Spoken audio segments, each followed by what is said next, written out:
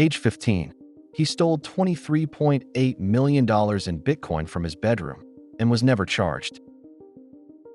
On the night of January 7, 2018, a crypto investor named Michael Turpin watched his phone lose all signal. No calls, no texts, no warning. By the time he understood what was happening, roughly $23.8 million in cryptocurrency had drained out of his accounts. There was no virus, no password cracked by brute force. The attackers had simply stolen his phone number, transferring it to a device they controlled. And according to court filings, the person who orchestrated the whole operation was a 15-year-old high school student, a kid his own victim would later nickname Baby Al Capone. One member of the crew would end up in federal prison. The teenager at the center of it would never be criminally charged at all. Here is how both of those things can be true. The victim was Michael Turpin, one of the best-known names in early cryptocurrency and the founder of a blockchain public relations firm. The people who came for his fortune were not a hardened crime syndicate. They were teenagers who met online, trading in a technique called SIM swapping. Two names sit at the center of this case. Ellis Pinsky, 15 years old at the time, from Irvington, New York, described in Turpin's civil complaint as the mastermind. And Nicholas Truglia, a 20-something in New York, into whose account the stolen crypto ultimately flowed. One of them faced a criminal court. The other never did. Everything that follows comes from court records and reporting, not speculation.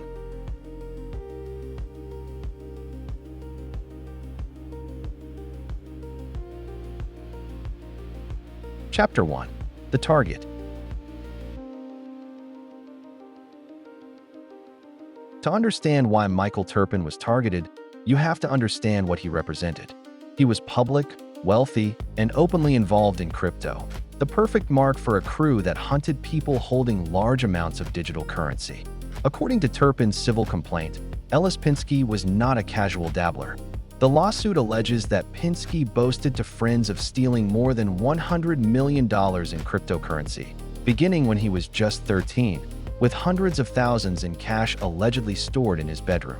These were allegations in a civil filing, never tested at a criminal trial. But the picture the complaint paints is chilling. A group of technically gifted teenagers who treated other people's life savings as a video game with a real-world high score. Turpin, his lawyers would argue, became their biggest single target.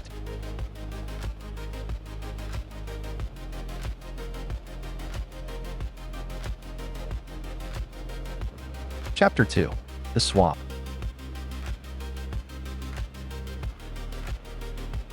So how do you steal a fortune without ever touching the victim's computer?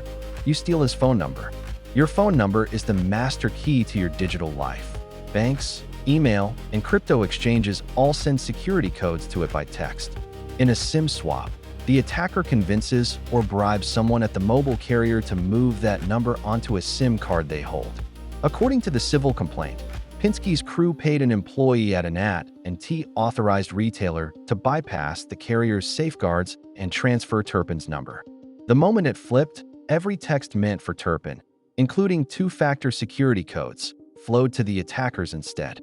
From there, they reset his logins, walked into his accounts, and on January 7, 2018, moved roughly 3 million tokens, worth about $23.8 million, out of his wallets. It took minutes.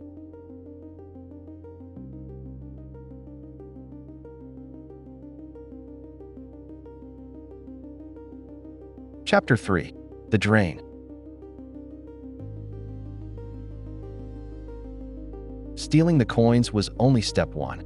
Next came the disappearing act. According to federal prosecutors, the stolen tokens ended up in an account belonging to Nicholas Truglia, where they were converted into Bitcoin and the proceeds split among the participants. Truglia, prosecutors said, personally received and benefited from the haul.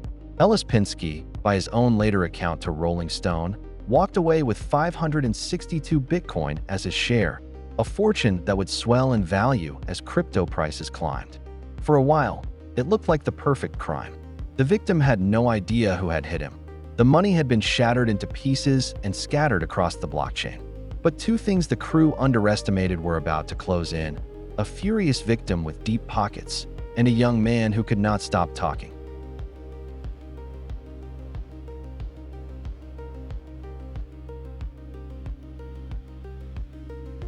Chapter 4. The Trace. Michael Turpin refused to eat the loss. He came at the problem from two directions.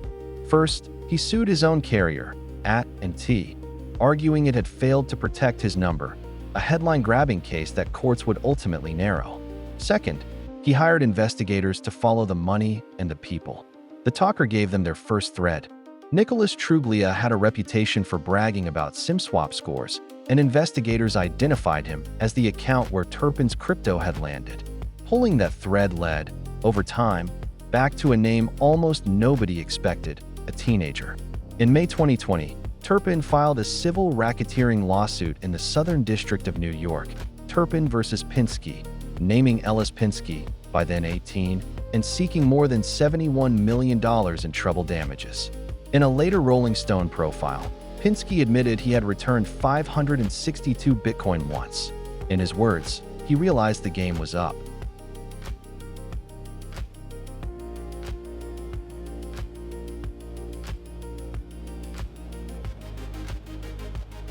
Chapter 5. The Reckoning.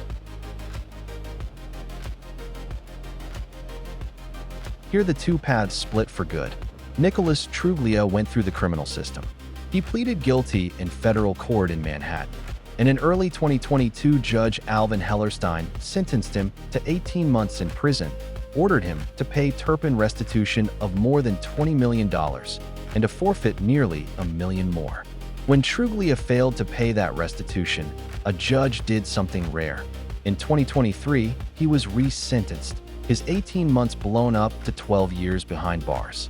Ellis Pinsky's path could not have looked more different. Because he was a minor when the theft happened, he was never criminally charged.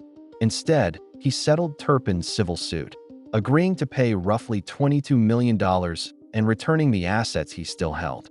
Same underlying crime. Two completely different outcomes, one defined by a criminal conviction and a growing prison term, the other by a civil check and a clean criminal record.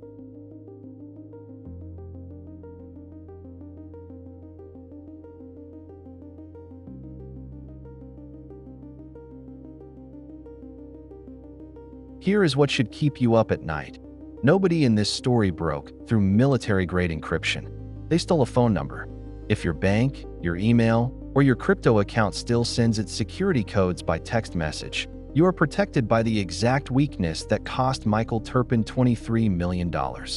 Move to an authenticator app instead of text codes, and call your mobile carrier today to add a port-out PIN to your account. Those two steps shut this attack down. If you want to understand the systems criminals actually exploit, decoded from real court records, subscribe to Cyber Decoded. Next up, your phone number can be hijacked in 15 minutes, and your bank still trusts it completely. We will show you exactly how. Do not miss it.